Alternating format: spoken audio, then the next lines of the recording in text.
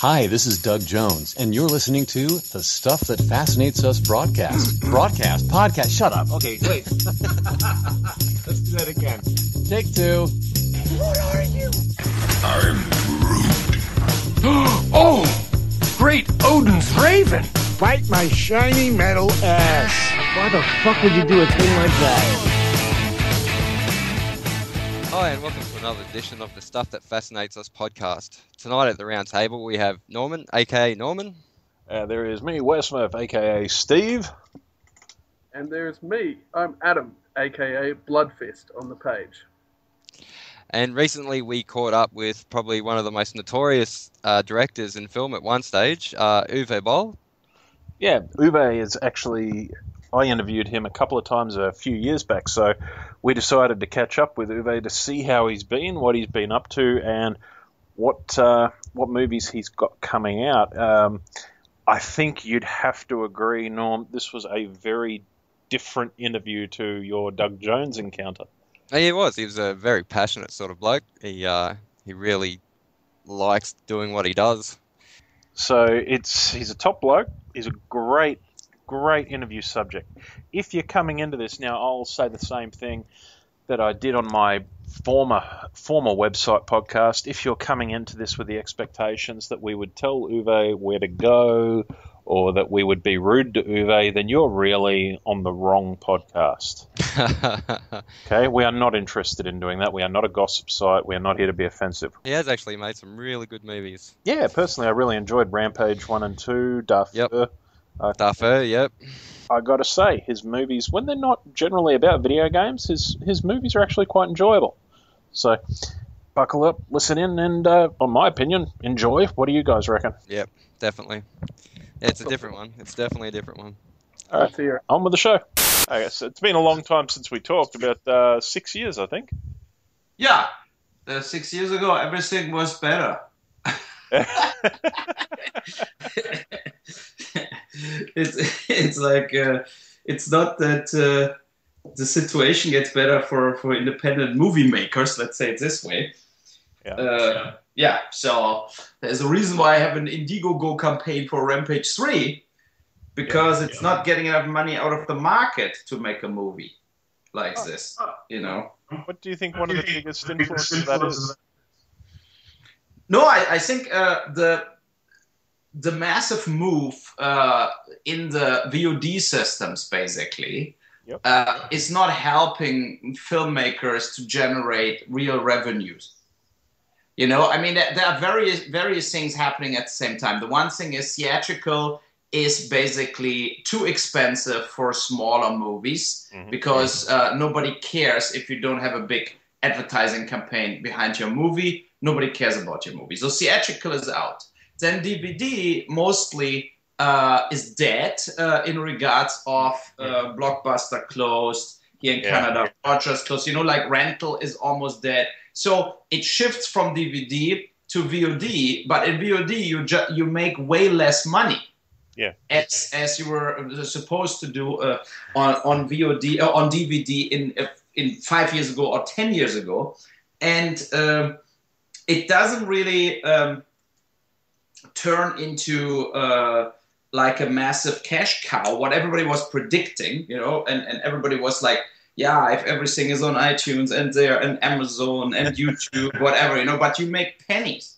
Yeah. You have 50,000 views, 50,000 views, and you make $2,000 out of it if you're lucky. And I talk about paid views. And, you know, it's like, and think about if you would sold 50,000 DVDs, you would have already, as a producer, you would have at least 150, 200,000 bucks back. Yep. You know, so, and that is totally changed. So now everybody's forced to make movies cheaper and cheaper and cheaper. And then, of course, as cheaper you go, as more the movie sucks, basically, because you cannot afford to have a really good crew, you cannot afford to have really good actors, and that is really, really problematic. With that situation, have you looked at television at all? Of course, but it's also like television. I'm used to, I worked and started, my first paid job was in Germany at Taunus Film, was a television production company but we were owned by the channel basically. So we got jobs no matter what, right? So, and I mean, if you really see, I don't see the TV market is open for everybody. You know, I mean, I made proposals to Netflix. I made proposals for series to Sci-Fi Channel, Showtime, HBO, and nothing ever got really acquired, or nothing really got made. And if you see it, there are around like 100 production companies. They basically produce everything what is on TV. Yes. And you know, and that is the thing. It's like it's really tough to get a foot in TV and to get like real money out of it. There are tons of people approaching me and say, "Look, that is a good idea for a TV show. That is a good idea for a TV a series or whatever." But if you don't have one channel like initializing it with you, then nobody will buy it. Yeah. You know, you need one like front runner channel who says, "Okay, we want that product, and we are in." And then you go to TV markets like MIP TV and all that stuff, and then you try to find other channels that do it. But it's just not right now for me. It didn't really happen. It's not going, and so that is the thing. I mean, I think about people that are starting now. I mean, for everybody who wants to make movies starting now or 2 years ago or whatever, it's almost impossible to make any living out of it. I mean, it's only possible that you burn all the money you have and then you keep waiting tables or driving. That is a disaster. I mean, it's really like it gets more and more closed job. You know, like the Hollywood A-listers, they make a little arty movies here and then the studio movies there. And so they're all making millions and millions and millions every year. And they totally like throwing everything or keeping everybody out who tries hard and but doesn't have, if you don't have the access to the A names, you're stranded as a shit movie. Yeah. You know, I mean, I'm sitting on the film market. I was at FM in LA in November, and you sit there and, you know, if you have a movie with Christian Slater or whatever, you're already on the loser trip. You know, it's like that is, and of course there are hundreds of movies without any cast, but the real buyers who are actually able to pay you real money for your movies, they're not like interested anymore in like B minus or C names. It starts with Kevin Costner and up, you know, and then I always counter and say, look guys, if you want that I have Nicolas Cage in my next movie or Bruce Willis or whatever, yeah, but then you have to pay me $2 million for Italy or for UK or for Germany $1 million, you know. But if everybody offers me 100,000 or 50,000 out of that countries, if I have a Nicolas Cage, then I don't even get the money together to pay Nicolas Cage. Yeah, I would love to see Nicolas Cage in an Uwe Boll movie. I mean, he made so many shit movies, but you know why Nicolas Cage is always in everybody's mind? Because he plays so much shit. He really does. He really does. Really does. Yeah, and he's accessible. He's like the John Cusack also. You know, like that actors where you know you can get them if you just dump $1 million on them or $1.5 million or something. Then they will just play everything. And that is, and other actors are very hard to get because everybody of that guys is normally really rich, and Brad Pitt will not make a movie because he wants the money only. You know, like there are actors, they want the money, but they want also at the same time the glory, and they don't want to be in a bad movie. So this guys, you can, if you say I make an action movie in Bulgaria, you're not getting Matt Damon or Brad Pitt or Leonardo DiCaprio or something. With your career, does that explain how you've gone more away from, say, video games as the topics of movies? Yeah, I mean, there's the main point. You're not really getting licenses anymore for video games for like 100,000 or 200,000 bucks. What I always, I snapped up that rights to the games for this amount of money, and now they want millions. And that is the reason also that only the major studios are now really doing video game-based movies. So what with the video game-based movies, because we focus on a lot of things, movies, games, music. What's, in your opinion, one of your best memories of making one of these movies? I mean, I have I have to say, like, the most miserable shoots were always Blood Rain.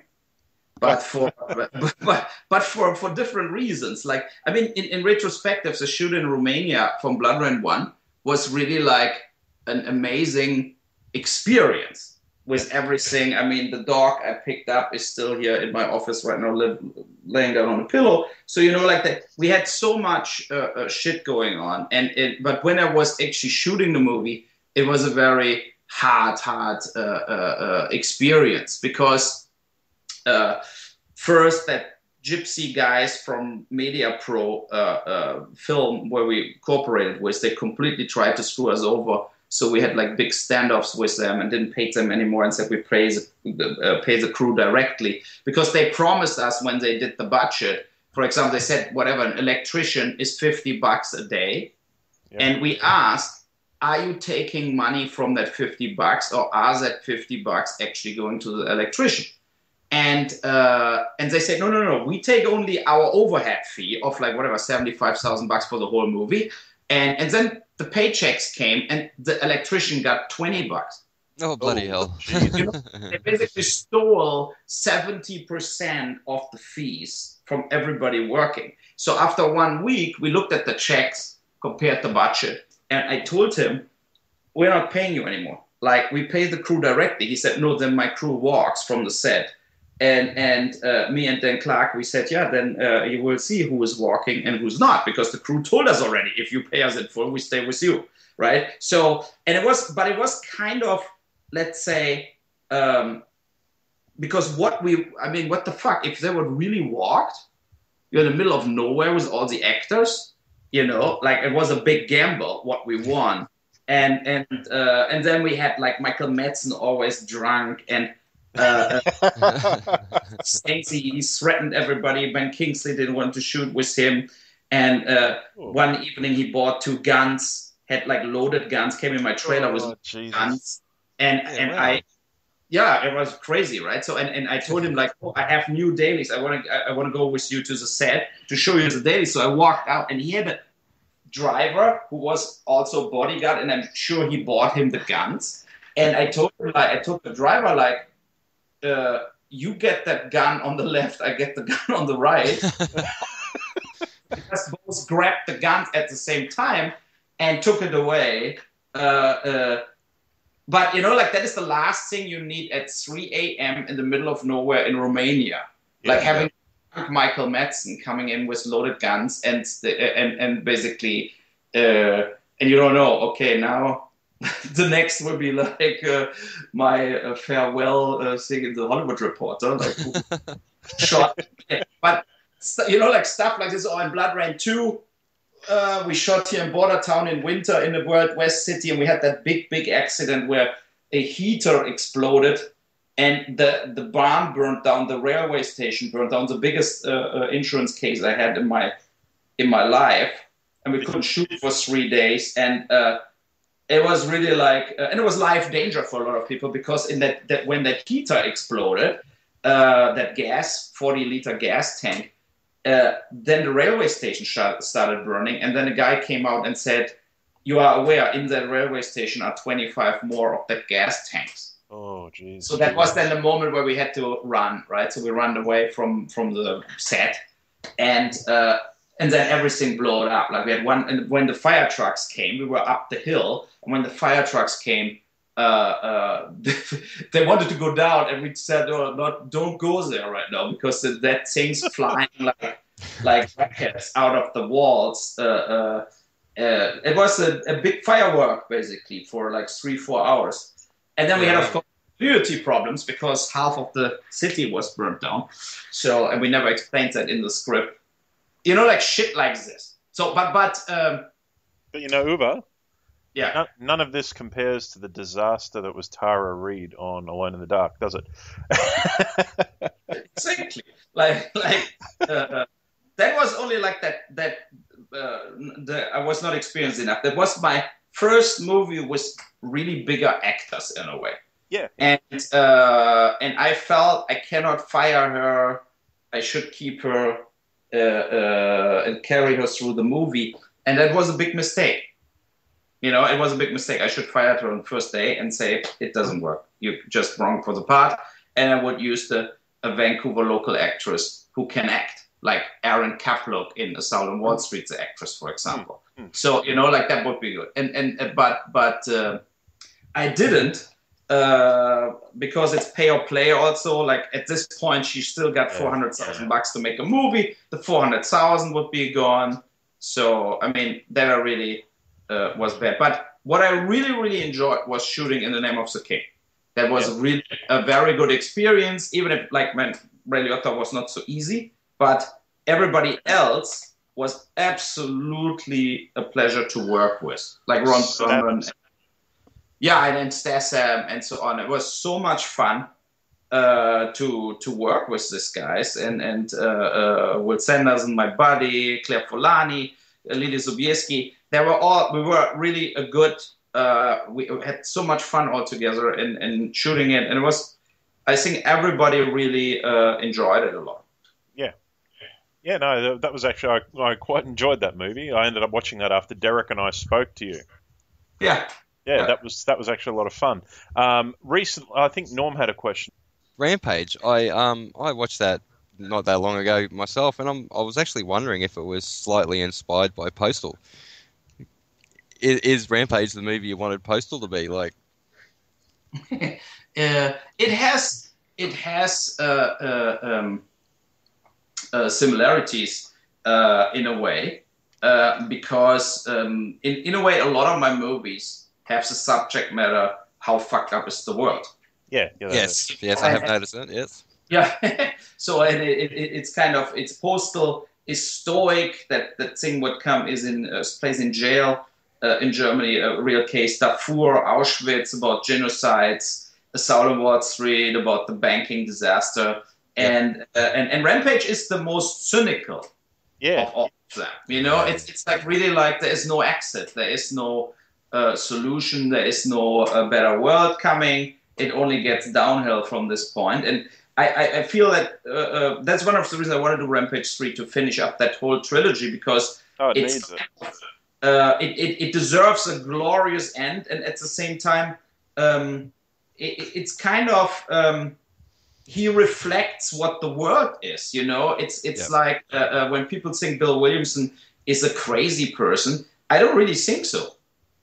I mean, that is it sounds absurd, but I don't think he is a crazy mass murderer or something. I think he comes to mass murdering people basically out of a very cold, analyzing mind.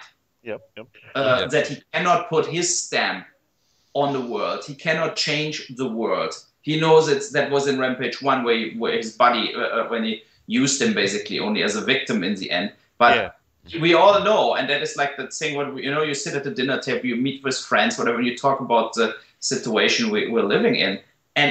But basically we all feel, even me making movies about it, we all feel like we're fucked. We can talk a little about it, we can write a little about it, we can report a little about it, but we're not changing anything. See, that was a very big theme in Darfur. I watched that 2 days ago. I found that to be superb. No, and that is, that is also a thing. That is also when I talk about the independent films, like that. That is kind of a disappointing for me that movie didn't get, like other movies. They're getting at one point, like somebody sees that, and then they go behind it, and then they support it. Yeah. And then they make it the campaign, or they're sending it to earliest festivals, or they're really like treating some movies like third parties helping movies. And in my case, it never happened.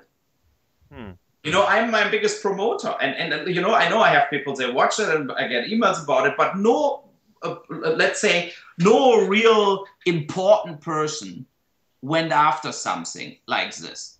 And if you think about it, the director of Hotel Rwanda, he watched Darfur, he loved it. He sent it to Don Cheadle, George Clooney, whatever, right? So, and nobody ever supported me on it. Matt Damon, Brad Pitt, they all got the movie. Nobody, because I'm Uwe Boll, got any support for the movie when we were asking for it. Amnesty International said that is one of the best movies ever shot about Africa. And it's dead on in how it shows the violence. Amnesty International, and then you had at least Ron Howard watched it because I'm a friend of his brother. It's like he loved it and supported it. But also Ron Howard, of course, he sent an email. I love the movie. It's a very important movie. Blah blah blah. But it doesn't. Nobody grabs then the fucking phone and get me in any way a big support or get it to Cannes, get it to Toronto, do something with the movie. Yeah. And and that never really happened. And that is the thing. What is kind of on a little sad note about my career I'm in is I made a lot of movies in the last 5-6 years. They really matter, and they're really good. And Assault on Wall Street is better as Wall Street 2 from Oliver Stone. But because I shoot the movie with B-list cast, the movie doesn't get the attention, and that is the thing where at one point, I make movies, I raise the money, I sell the movies, I sell other people's movies, but you cannot really be in the end a winner in that business if nobody ever picks you up and is doing something for you for real. A number of years ago, people might not know this who are listening, some might not. When you came on the scene, you ended up getting picked on a fair bit by one or two websites, didn't you? Yeah, the fat guy from Austin.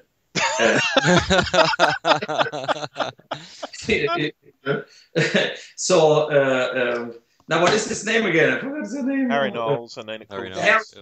I know, but because I didn't take shit from people like this. Yeah. That is the thing. Also, like it was maybe my biggest disadvantage, but I cannot get. I have to be clear with myself, and I cannot hide when I think that is just ridiculous. You remember Harry Knowles 5, 6, 7 years ago, how he was promoting, he's now a big producer, he has a deal with Paramount, he will make $100 million movie. And it was all bullshit. They completely played him. They will fly him to Peter Jackson's film or to Guillermo del Toro or whatever, to the film sets. They kissed his ass because he had a big following, and they cheated him. They never had any plans to make that guy who was going around in a wheelchair, because 380 pounds, to ever give him anything. They only used him.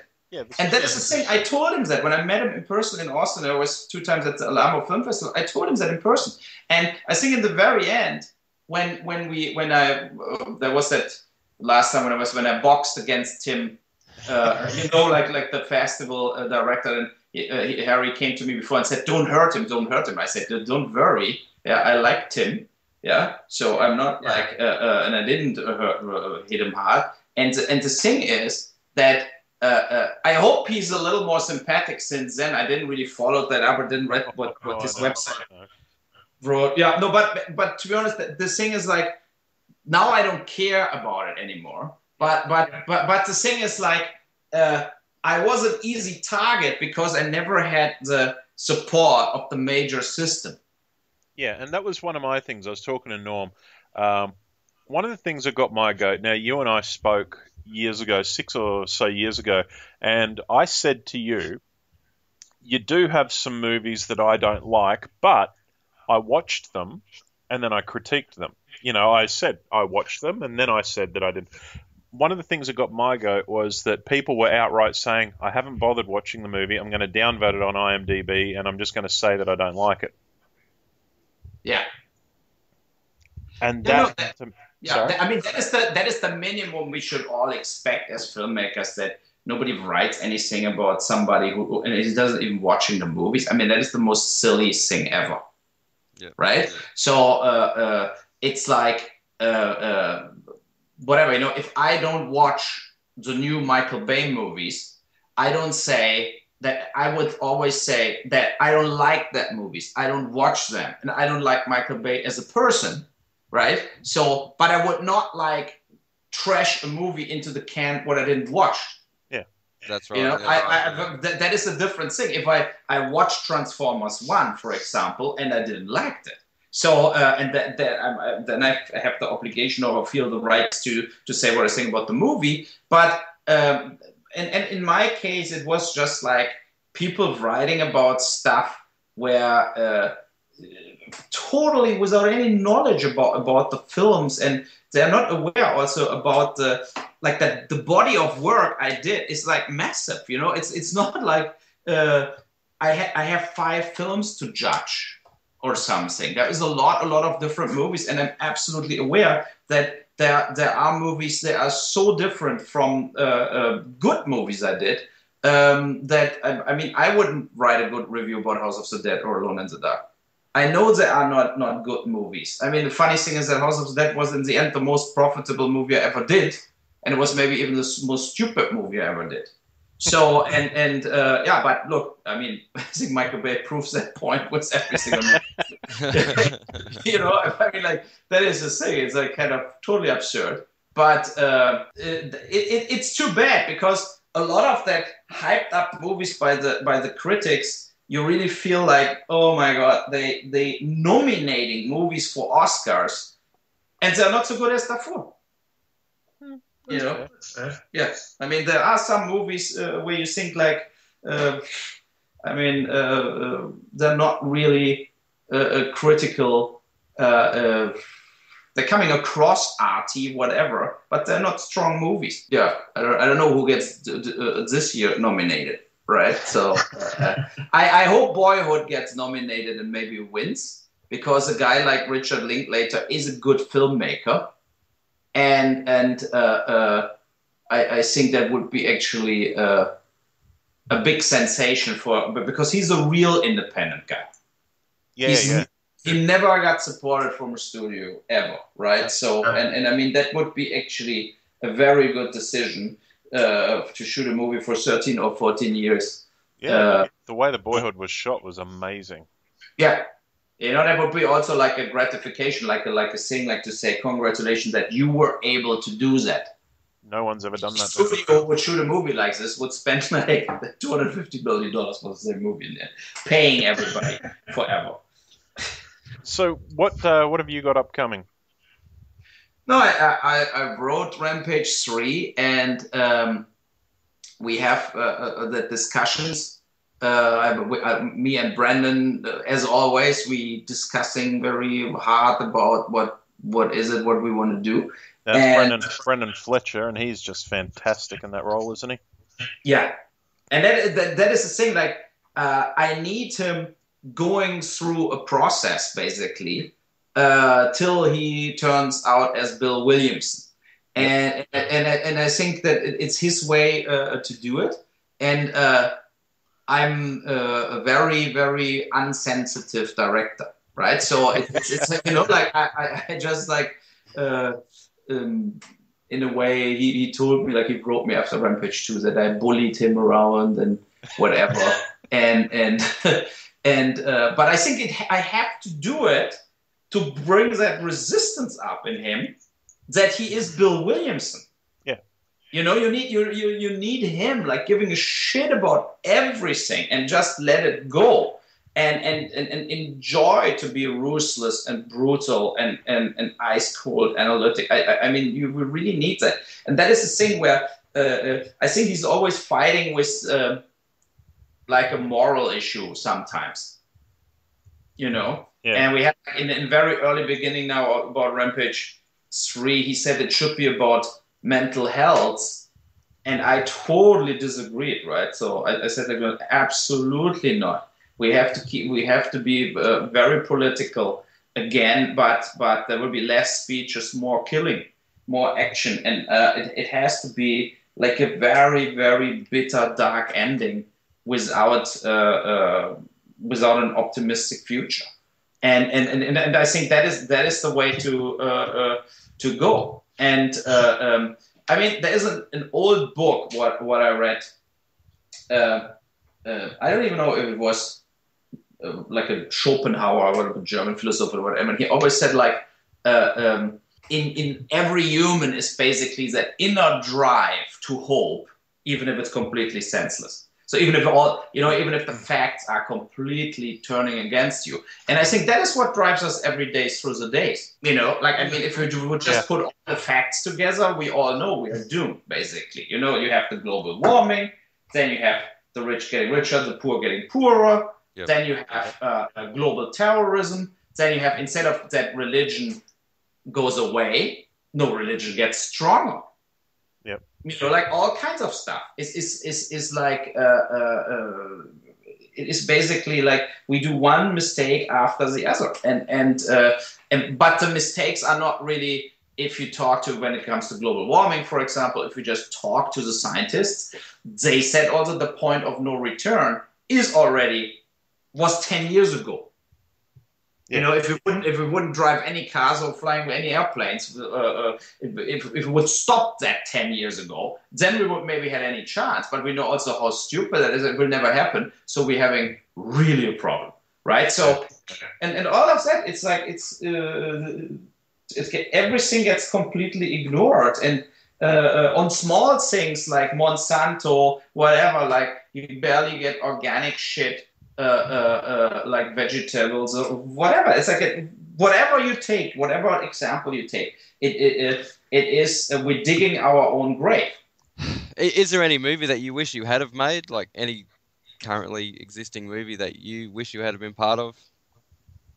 I mean, I totally loved There Will Be Blood as an example. Yeah, right. I loved that movie. And I mean, it will be maybe the best movie also that the Paul Thomas Anderson will ever make. And no, I totally love the movie. But look, there are a lot of movies I watch and I like. There are not a lot of movies I watch and I'm like saying, oh my fucking God, I love it. I loved Wolf of Wall Street. And I loved Maps to the Stars from David Cronenberg because it's really like how Hollywood is. It's so fucked up. And check that out. Yeah, they have to watch that with John Cusack. But I think this time he didn't pay it for the money. But it's really like a satire. But think about Robert Altman's The Player, but in even harder, where now everybody's on speed, basically, in times like today. And you have like a child star who plays that Disney movies, but he's totally fucked up, right? So, and I mean, that is the crazy thing. And I totally loved the movie and it totally tanked. But but what do you want to do? So, and no, but I love a lot of things. I watch almost everything what comes out, mostly on here VOD or DVD. I'm not going a lot of times actually in the movie theaters, and but I love movies, and I hope I can make a few more. I mean, I have two other projects in planning. Is 12 Hours is an action thriller where a guy has to kill 7 people in one night, and we slowly find out why. First we think he's a professional killer, but he's totally not. He gets blackmailed to do it, and it's there are amazing scenes, and I would love to do that. And then I have a Viking movie, what is very rough, also like Valhalla Rising with Mads Mikkelsen, that style. Very fantastic. Very bloody and thing. But I refuse to do both movies with B-list actors. That is the thing. It's like that is the reason. Like I'm in contact to various agencies, and I said, look, you get me a real, very well-known actor, and I'm willing to finance it. right? And I make the movie. Yeah. But I'm not spending money shooting because look, if I shoot the movie with Dominic Purcell, good friend of mine, great actor. Yeah, he is. I cannot get more money as like I would maybe make back $800,000 on the Viking movie with Dominic Purcell. So if I go to Eastern Europe and shoot that movie for $800,000, it will be not so good. Mm-hmm. I mean, it's just like, I shoot myself in the foot. Like I have a good script, I have a good story. I need a more known actor to play the lead. And that is the thing. And then I would love to shoot the movie with Dominic Purcell because I know it will be good, but I cannot recoup it and never get the money back. And I lost so much money with like Darfur. I lost $1 million, I mean, I could pay to buy 3 Ferraris for it. And I only exist because my sales company generates revenues on all my other movies still and the movies from third parties. Yeah. So that is the thing that generates revenues, and so whatever In the Name of the King 1 is still making money on Netflix and stuff like this. Yep. So that goes in the pot, so I can afford from time to time to make a movie. And Rampage 3, if it's in the end 100,000 I can lose, I will totally do it. But that the reason to do the Indiegogo campaign on Rampage 3 was really like to see, okay, if you're fans, like give some money for it. I mean, how can it be that The Eyes of Veronica Mars making $3.5 million on Kickstarter, and I make 5,000 for Rampage 3 on Rampage on Indiegogo? That understand me a little. That is very disappointing.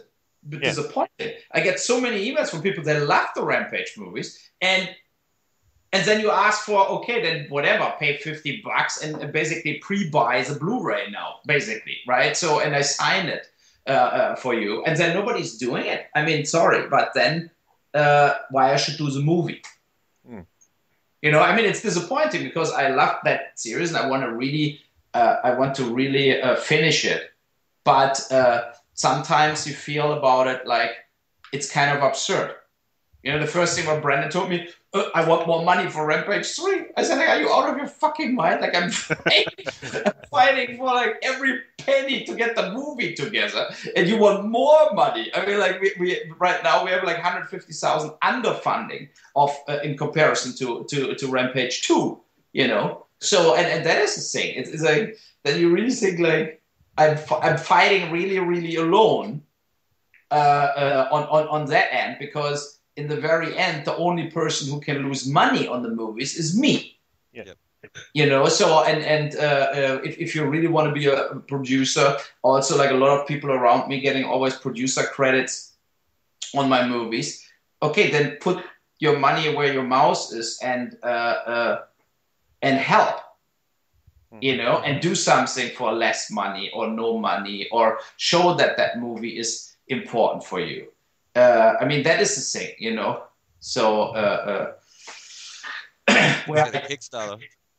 What? Would you ever consider Kickstarter campaign? Yeah, we want to do maybe right after Indiegogo is done, actually a Kickstarter campaign. I have somebody who contacted me from England who would do the whole campaign for me, and I'm maybe looking forward to actually do this. Oh, yep. Mate, you are an absolute legend. Thank you very much for letting us talk to you today. Sound of Wall Street comes out February 18th in Australia, and Suddenly comes out April 22. The thriller I did with Ray Liotta and Dominic Purcell. Okay, thank you. Thank you. Thank you very much. Bye. See you, bye. So that was our interview with Uwe Boll. I think you'd have to agree that was really different to our last interview. Not in a bad way, just in the tone of the whole interview. What do you reckon, Adam? Well, he's certainly an opinionated guy, but he makes some really interesting points. It was good. Yeah, definitely. Yeah, no, he's a lot of fun to talk to. I mean, I look forward to catching up with him again in the future. I hope he gets that Rampage 3 made. Oh, hells, yes. Yeah, I hope he gets that Indiegogo up and running. That would be mad to see that trilogy finished. Yeah. Yeah, so... Have you seen any of his movies, Adam? Lots of them. Rampage 1 and 2 are both great. Yeah, oh man, I I've got an absolute sweet spot for Rampage. I love Brendan Fletcher. He's a great actor. I loved him in Freddy vs. Jason. In fact, he's one of the very few things I love about that movie. That's probably the only thing I like about that movie. It was pretty bad, wasn't it? And you got to say, of all Uwe's abilities, he knows how to get a good cast together for a movie. Absolutely. All right, well, we're going to sign off now. Hope everybody has a great day, night, morning, wherever you are listening to this, and we will catch you next time we do a podcast. See you later, guys. See ya. Bye. Screw you guys. I'm going home. Excuse me, I want to drive. Get off my bridge. That's it, I'm getting out of here.